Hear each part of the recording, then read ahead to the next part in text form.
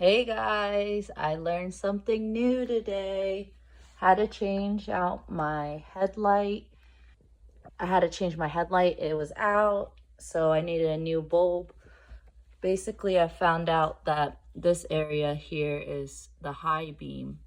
And then this spot right here, this cap was covering this spot right here for the regular headlight. So I just put the new bulb right there. Now let me put it into its socket. Guys, it took me a while to get just the cap off because it was stuck. It was tight from whoever did it the last time. I got it in there. Before I close it up, I'm gonna test it out and make sure that it's working. Yay! I got the bulb to work. Now I can cover it up again.